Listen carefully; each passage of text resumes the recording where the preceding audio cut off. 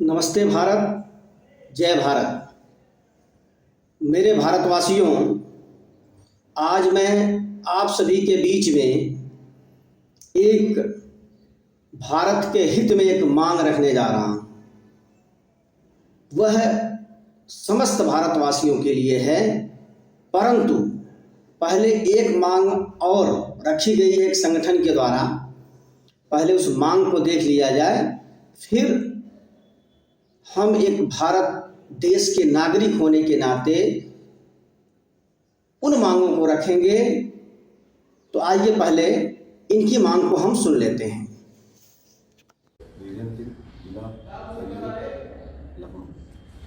आप सभी को जय श्री राम। मैं राकेश सिंह रघुवंशी, करणी सेना प्रदेश अध्यक्ष। आज लखनऊ के प्रेस क्लब में प्रेस कॉन्फ्रेंस का आयोजन किया गया था, जिसका समय था 12 से 1। प्रेस कॉन्फ्रेंस संपन्न हो चुका है और इस प्रेस कॉन्फ्रेंस में जितने भी हमारे मीडिया के बंधु आए थे, electronic media, press media, social media, YouTuber, उन सभी का दिल से स्वागत और अभिनंदन करता हूं। और उसके बाद ये हुआ कि क्योंकि बहुत सारी बातें हमारी मीडिया के थ्रू पहुंचती भी हैं और कुछ बातें नहीं पहुंचती हैं, तो इसलिए ये हुआ कि एक बार लाइव आकर के आपको हम बता दें कि इस प्रेस कॉन्फ्रेंस का माध्यम क्या है, मतलब क्या था। जैसा कि आप सभी को पता है कि क्षत्रिय सम्राट महाराजा सुहेलदेव बैस राजपूत थे, छत्री हैं। मिहर भोज प्रतिहार, क्षत्रिय सम्राट मिहर भोज प्रतिहार छत्री हैं। इन दोनों महापुरुषों की जात बदलने की कोशिश की जा रही है और इसके पीछे कोई और कारण नहीं है। इसके पीछे वोट बैंक की राजनीति, और वोट बैंक की राजनीति इन सरकार के बैठे हुए लोगों को समझ में नहीं आ रहा है कि इतनी नफरत फैलती चली जा रही है। वो वहां से बैठे इस चीज को नहीं समझ रहे, केवल वोट बैंक के तराजू पे तौल रहे हैं। अब इसी लखनऊ से एक लोकसभा से माननीय कौशल किशोर जी सांसद हैं और भारत सरकार में मंत्री हैं, लेकिन कौशल किशोर जी सुहेलदेव जी को कहते हैं कि वो हमारे समाज के पासी समाज के हैं, और अनिल राजभर जी और ओम प्रकाश राजभर जी कहते हैं कि वो सुहेलदेव हमारे समाज के हैं। तो पहले बीजेपी के जो शीर्ष नेतृत्व है, आरएसएस का जो शीर्ष नेतृत्व है, उनसे हाथ जोड़ के निवेदन है, ये दोनों लोग आपके पार्टी में हैं, इनका फैसला आप कर लो कि वो कौन थे। इन राजपूतों को और समाज के बीच में, पासी समाज, राजपूत समाज और राजभर समाज के बीच में नफरत जो बो रहे हो वोट के चक्कर में, इसको बंद कर दो, क्योंकि अब ये दुकान आपकी हम बंद करने वाले हैं। तो ये आप बुला करके इनको फैसला कर लो। जबकि वो सूर्यवंशी छत्री थे, उनका पूरा तथ्य आर्कियोलॉजी सर्वे ऑफ इंडिया से आप सर्वे करा लीजिए, और सर्वे कराने के बाद तब कोई इस प्रदेश के अंदर किसी भी दोनों महापुरुषों की मूर्तियां लगाई जाए। अगर बिना सर्वे के, बिना जांच पड़ताल के अगर। तो भारतवासियों, अभी आपने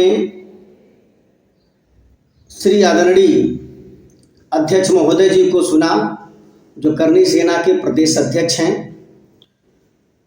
तो भारतवासियों, मैं जो आज एक मांग रखने जा रहा हूं, वह मांग मैं कोई व्यक्तिगत एक राजेश नहीं, ये राजेश राजभर कोई व्यक्तिगत जो मैं बोल रहा हूँ, मैं आज न कोई जाति हूँ, न मेरा ही कोई धर्म है, ना ही मैं राजपूत हूँ, ना क्षत्रिय हूँ, ना शूद्र हूँ, ना वैश्य हूँ, ना दलित हूँ, ना ब्राह्मण हूँ। मैं एक भारतीय हूँ और भारतीय होकर इस बात को आपके सामने कई मांग रखूँगा, वह एक देश के लिए।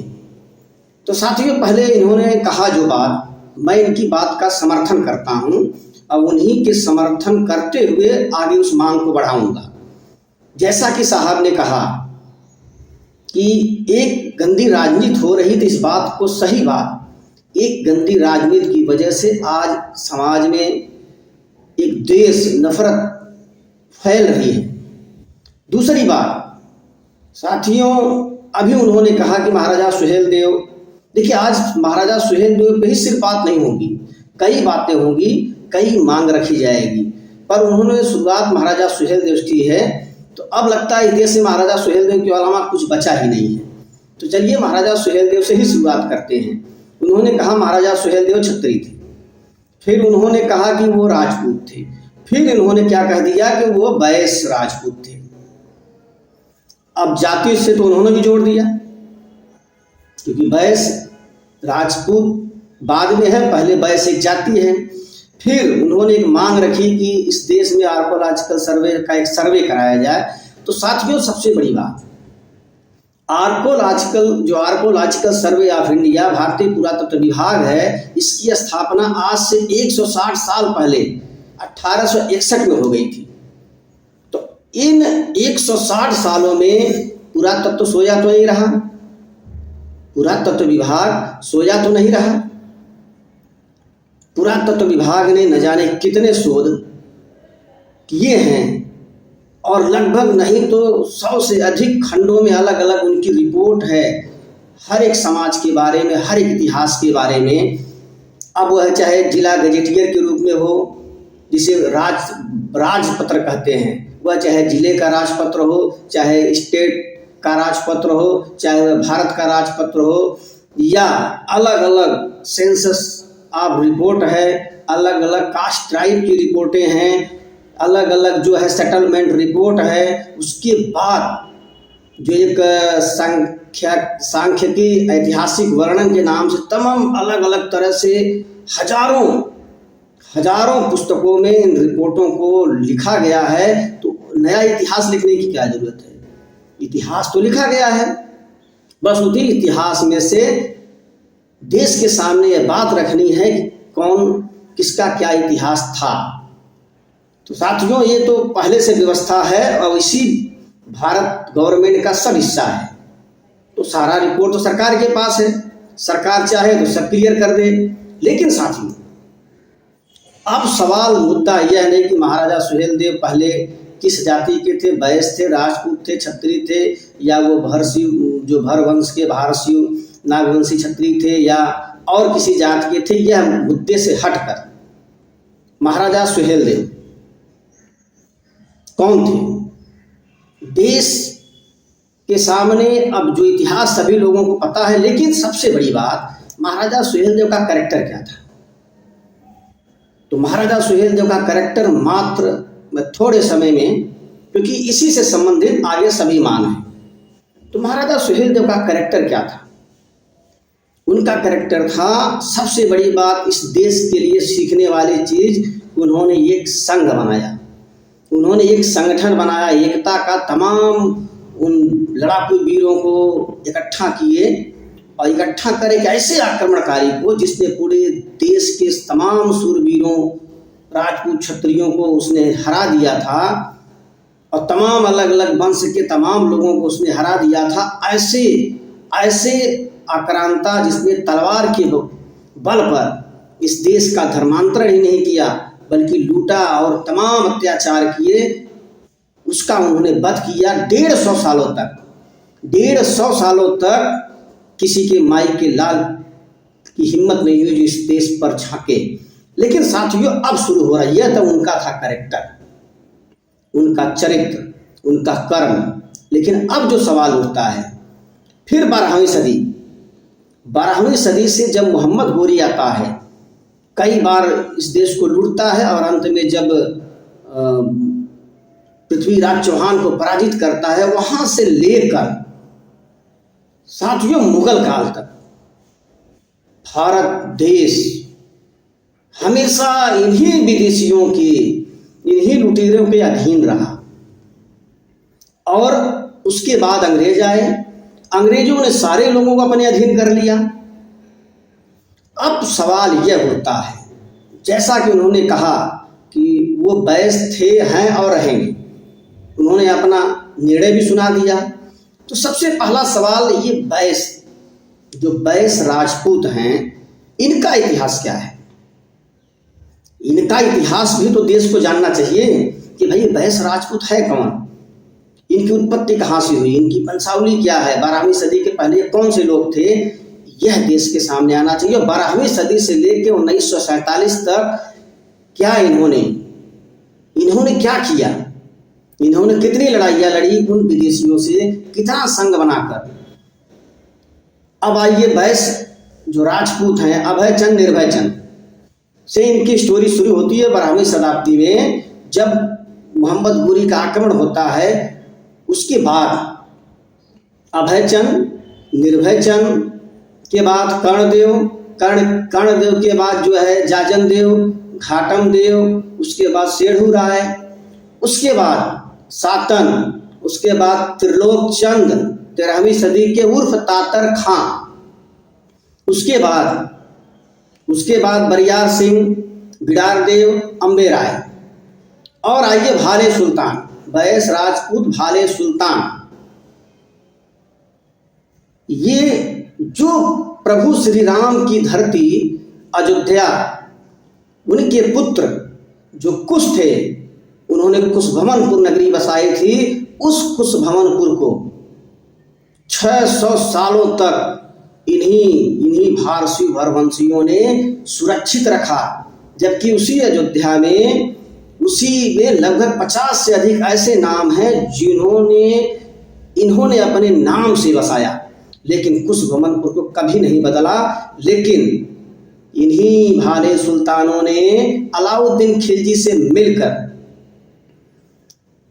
जो भर राजा नंद कुंवर थे वहाँ जो रक्षा कर रहे थे इस प्रभु श्री राम के धरोहर को, इन लोगों ने क्या किया, अलाउद्दीन खिलजी से मिलकर प्रभु श्री राम की जो उनके पुत्र की एक धरोहर थी कुशभवनपुर, उसको भी इन लोगों ने नीलाम कर दिया। किसके? अलाउद्दीन खिलजी। सोचिए अब साथियों, अब इनका इतिहास, जैसा मैंने सारे नाम बताया, इनका इतिहास देश के लोगों के सामने आना चाहिए। क्या इन लोगों ने महाराजा सुहेलदेव, अगर ये महाराजा सुहेलदेव के सही में वंशज हैं, तो इनका कैरेक्टर क्या उनके जैसा मिलता है? क्या इनका कैरेक्टर, इनकी लड़ाई आगे उनके पद चिन्हों पे चलकर इन्होंने एक भी लड़ाई लड़ी है? इन्होंने किससे लड़ाई लड़ी है?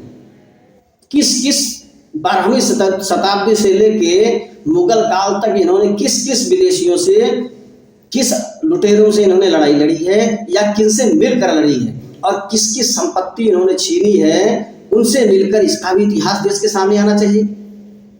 दूसरी तरफ ये जो आज राजभर हैं, जो पहले कई हजारों साल ये भर के नाम से जाने जाते थे, यही जो है 150 से 350 के बीच में भारसू के नाम से जाने गए हैं, तो साथियों इनका भी इतिहास देश के सामने आना जरूरी है कि इनका क्या रहा है। 12वीं शताब्दी से लेके अंग्रेजी हुकूमत तक इनका इतिहास क्या रहा है, इन्होंने किस देश के किसकी संपत्ति इन्होंने छीनी है विदेशियों से मिलकर, और इन्होंने कितने विदेशी लुटेरों का इन्होंने बगावत किया है, इनका भी इतिहास देश के सामने आना चाहिए कि ये महाराजा सुहेलदेव के पद चिन्हों पे चले हैं या वो चले। देश के सामने यह इतिहास भी तो आना चाहिए, और इतिहास लिखा हुआ है।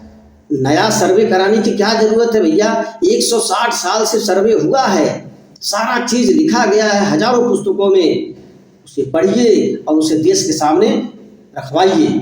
यह है आज मेरे लाखों सोशल मीडिया पे जुड़े करोड़ों लोग भारतीयों से मेरा ये आह्वान है। अब साथियों जो मैं मांग रखने जा रहा हूँ आगे, साथियों सवाल यह है कि यह हमारा भारत, इस देश में राजपूत संघ के नाम से तमाम वंशावलियां हैं। सवाल यह है, चाहे और तमाम लोग इस देश के कोई भी वंश हो, सवाल यह है कि हमारा भारत देश 800 सालों तक क्यों उनके अधीन रहा? किन किन ने या जिन ने उन विदेशियों के साथ मिलकर लड़ा अपने ही लोगों के खिलाफ? क्या यह देश को नहीं जानना चाहिए? जिन लोगों ने उनकी सेनाओं में सेनापति का रोल किया, उनके गुलाम बने, उनके अधीनस्थ बने, क्या उनका देश के लोगों को उनका इतिहास नहीं पता होना चाहिए? क्या वह इतिहास नहीं आना चाहिए? साथियों, अंग्रेजी हुकूमत जिन्होंने 200 सालों में सारे लोगों को अपने गुलाम बना लिया, सारे लोग उसके गुलाम बन गए, तो साथियों यह इतिहास देश के लोगों को नहीं पता होना चाहिए? कितने लोग अंग्रेजों के गुलाम बने थे, कितने लोग उनको लगान दे रहे थे, मुगल शासन को लोग क्यों लगान दे रहे थे? देश हमारा, राजा अब इस देश के, आप उनको लगान क्यों दे रहे थे? सवाल तो यह है। इस देश में इतिहास के नाम पे सिर्फ झूठ, घमंड और वर्चस्व की आज भी जो एक नफरत का बीज सही मायने में बोया जा रहा है, देश के लोगों को असली इतिहास से गुमराह किया जा रहा है। जब इतिहास की बात हो रही तो देश के लोगों को यह जानना जरूरी है। दूसरा मांग यह है, कौन है राजपूत? क्या राजपूत कोई जात है? क्या राजपूत कोई वंश है? क्या इतिहास कहता है? ना राजपूत कोई जात है, ना राजपूत कोई वंश है। राजपूत एक संगठन था जो बना था 600 से 650 ईस्वी में। सारे इतिहासकार मानते हैं, सारे पुरातत्ववेत्ता मानते हैं, विद्वान मानते हैं। फिर जो लोग राजपूत संगठन में चले गए वो क्षत्रिय हो गए। ये कौन प्रमाणित करता है कि आप राजपूत जो हो गए वही क्षत्रिय हैं? फिर सवाल उठता है, चलो राजपूत ही क्षत्रिय है, क्षत्रिय ही राजपूत हैं, तब सवाल उठता है इस देश में क्षत्रिय धर्म का क्या? फिर हमारा देश 800 सालों तक क्यों सैकड़ों ऐसे लोगों के अधीन रहा, गुलाम रहा? हम क्यों नहीं लड़ पाए? जब हम महाराजा सुहेलदेव की बात करते हैं, उनके पद चिन्हों पे हमने क्या एक भी एक संघ बनाकर लड़ाई लड़ी है? राजपूतों के सैकड़ों वंशावलियां का एक संघ आज भी है, तो क्या एक भी उदाहरण कोई बता दे कि हम लोगों ने 10-20 लोगों ने मिलकर एक युद्ध लड़ा हो? उल्टा क्या हुआ, इस देश के एक लोग लड़ रहे थे तो दूसरे लोग उन्हीं से मिलकर उनके खिलाफ लड़ रहे थे। क्या है, महाराजा छत्रपति शिवाजी जो मराठे महाराष्ट्र के एक सूरवीर, इस देश के नायक, जब वो लड़ रहे थे तो उसी के साथ कौन साथ दिया था? जो लुटेरा था उनका साथ कौन दिया था? क्या इस देश के इतिहास लोगों को नहीं पता होना चाहिए? जब लड़ रहे थे महाराणा प्रताप, कौन उनके खिलाफ उन मुगलों का साथ दिया था? इसी तरह से इस देश के तमाम इतिहास हैं, देश के लोगों को पता होना चाहिए। तो साथियों, मेरे देशवासियों, एक मांग और मैं रखता हूं, जो सबसे महत्वपूर्ण मांग यह है कि आज देश में आरक्षण के नाम पर, साहब ने आरक्षण का भी मुद्दा उठाया था, आरक्षण के नाम पर लोग आरक्षण को इस तरह से बदनाम कर दिए हैं कि आरक्षण जो एक ST/SC मतलब कि जाति बन गई है। लेकिन साथियों, यहाँ आरक्षण का मैं जो बात कर रहा हूँ, एक ऐसा आरक्षण जो हजारों सालों से लोग मलाई खा रहे हैं, आरक्षण के नाम पर नहीं, लूट का माल। हजारों साल से जिन लोगों ने मुगलों से लेकर, अंग्रेजों से लेकर उनकी गुलामी कर और अपने ही देश के लड़ाकुओं जो उनकी संपत्ति थी लूट कर आज भी 500 बीघा 1000 बीघा के मालिक हैं, रियासतों के मालिक हैं, आज भी राजा कहे जाते हैं। तो सवाल यह देश के सामने है, वो राजा क्यों है? क्योंकि आप गुलाम भारत में वह संपत्ति जो आपने लूटी थी वह आपकी नहीं थी, वह देश के उन लोगों की थी। तमाम ऐसे देश के लड़ाकू कौम हैं जिनकी थी, वो उन्होंने आपने धोखे से, छल से, उन विदेशियों से मिलकर लूटा और उस पर आज भी काबिज है। यह कौन सा आरक्षण है? भारत तो आज़ाद हो गया, भारत देश आज़ाद हो गया, आज 75 साल बीत गए, लेकिन यह लोग का मतलब जो लोग हैं उनकी तो इतिहास, जो लोगों ने किसका छीना है, सारा रिकॉर्ड है, किन से उन्होंने छीना, किन से मिल कर लिया। तो उस संपत्ति के मालिक आज़ाद भारत में ये 500-1000 बीघा के क्यों हैं? ये आज भी राजा क्यों हैं? क्यों नहीं सरकार इनकी संपत्ति या तो सरकारी घोषित कर दिया जाए, इनकी संपत्ति सरकारी घोषित कर दी जाए, या जिनसे छीना गया है, जो आज लड़कर बेघर हो गए हैं, जमीन, उनके पास जमीन का एक टुकड़ा नहीं है, अशिक्षा से दूर है, गरीबी की जिंदगी जी रहे हैं, उन्हें इसी देश में नीच, शूद्र, अछूत बना दिया गया है। ऐसे लोगों की प्रॉपर्टी जो लोग हड़प कर बैठे हैं, क्यों नहीं उन्हें वापस कर दी जाए? तो साथियों, यह सबसे बड़ा, अब ये लोग जो आरक्षण की मलाई हजारों साल से खाकर बैठे हैं, ये लोग आरक्षण का विरोध करते हैं। तो साथियों, सबसे बड़ा इस देश में यह डिबेट होना चाहिए, विषय यह होना चाहिए कि ऐसे लोगों का आरक्षण जो आज़ादी से पहले किसी न किसी के संपत्ति को लूट कर, देश के उन लुटेरों से मिलकर लूट कर बैठे हैं, इनकी संपत्ति इनसे छीन ली जानी चाहिए। तब इन्हें पता चलेगा कि क्या होती है गरीबी। अभी तो ये राजाओं की जिंदगी, आज भी राजा हम राजा हैं, हम 50वीं पीढ़ी के राजा हैं। अरे आप 50 पीढ़ी आपके पहले जो राजा थे उन्होंने किससे लिया, किससे मिल कर लिया? यह भी तो देश के लोगों के सामने इतिहास आना चाहिए।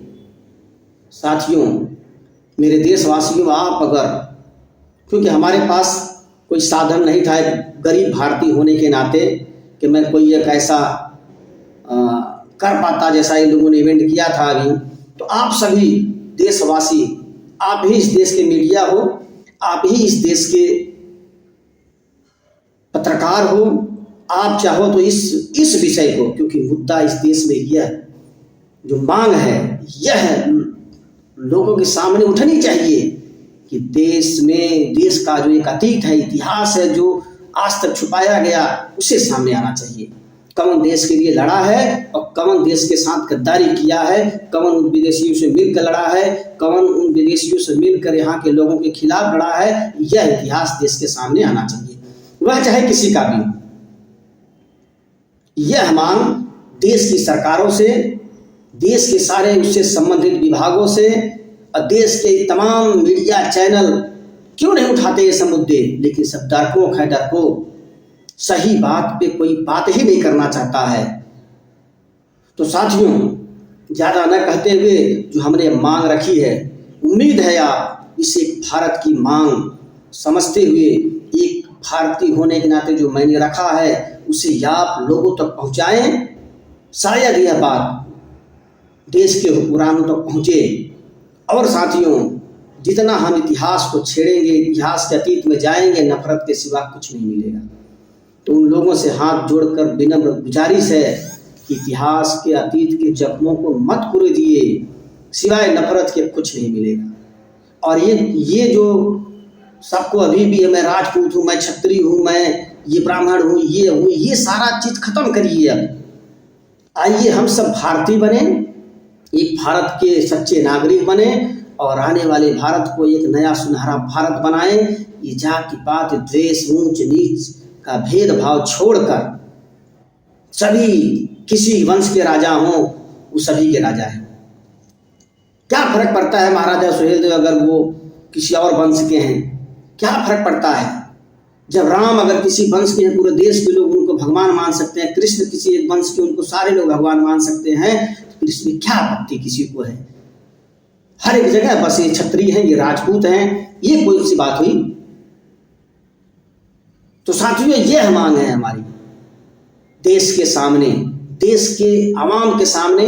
यह जो मैंने मांग रखा है, उम्मीद है आप सभी लोग इसे अधिक से अधिक लोगों तक पहुंचाएं ताकि यह मांग उन सभी लोगों तक पहुंचे। इसी के साथ में नमस्ते भारत, जय भारत।